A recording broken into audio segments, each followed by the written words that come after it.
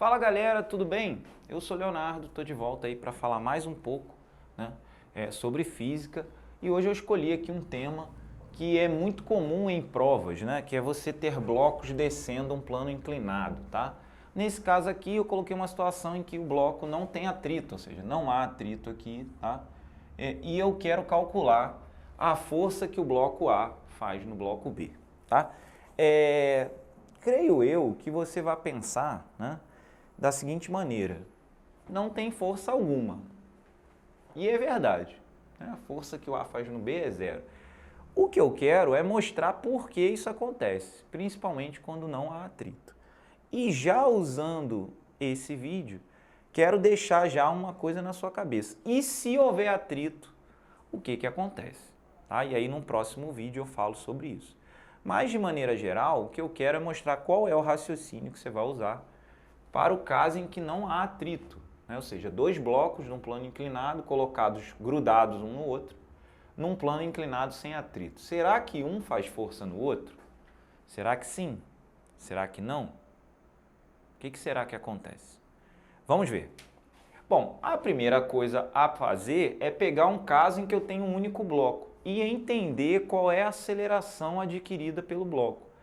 Porque se a aceleração adquirida pelo bloco não depende da sua massa, então se A e B têm massas distintas, e eu vou colocar isso aqui, ó, massa do A é diferente da massa do B, e obviamente, além disso, eu estou supondo que G é vertical e orientado para baixo, tá?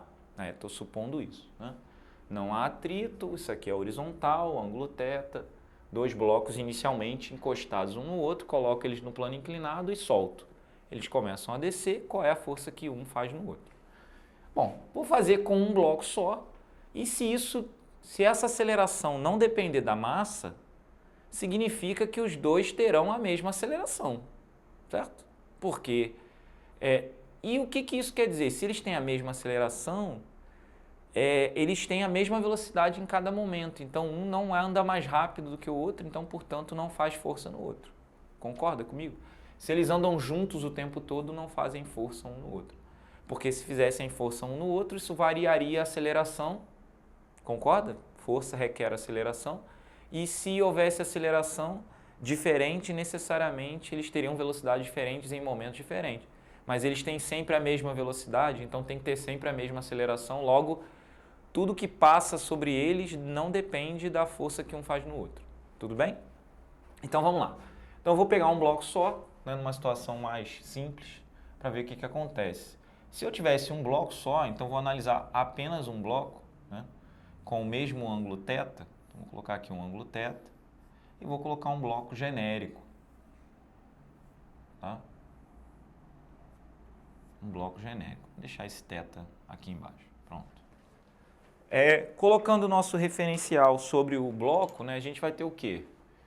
Uma linha aqui, ó, por onde ele desce, outra linha aqui para apoiar a força de contato, né, que no caso vai ser a normal.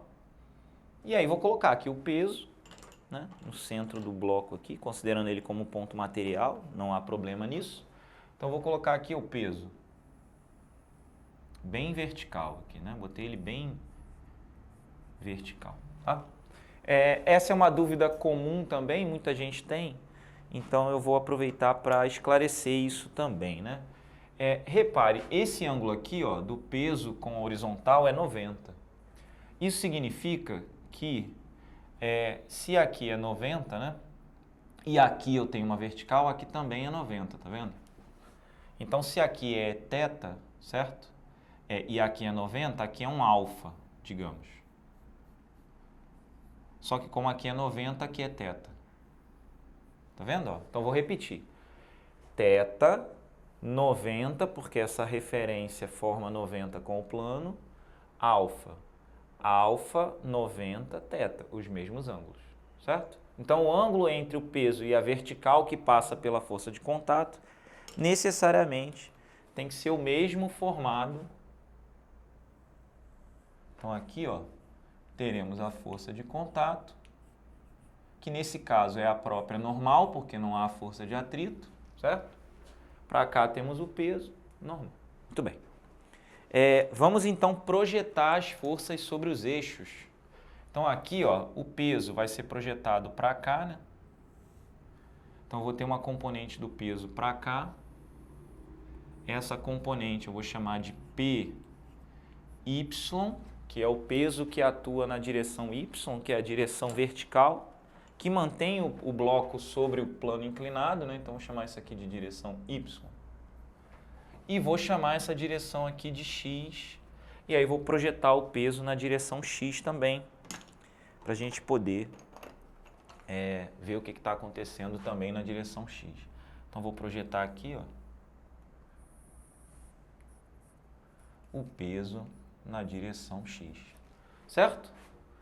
Bom, você há de convir comigo que, né, PY é igual a N, módulos iguais. PY igual a N, muito bom, ok. PY igual a N, mantém ele ali descendo, né? Então esse cara aqui está descendo a nossa rampa aqui sem maiores problemas. Tá. E Px é quem faz ele descer. Então, Px, né, é igual a M vezes A. Ou seja, a única resultante na direção horizontal é o Px. Horizontal, que eu quero dizer, é a que move ele ao longo do plano, tá bom? É claro que não é horizontal é isso. Mas a que está ao longo do plano é Px. Bom, se Px é igual a MA e Px... Agora, quem é Px, né? Olhando para o triângulo Px e Py, vou destacar esse triângulo aqui para a gente usar. Ó. Talvez aqui seja suficiente. Ó. Py, vou colocar aqui o Py. Vou colocar o P de roxo aqui para a gente usar. Certo? Py, P. E agora o nosso Px. Ó.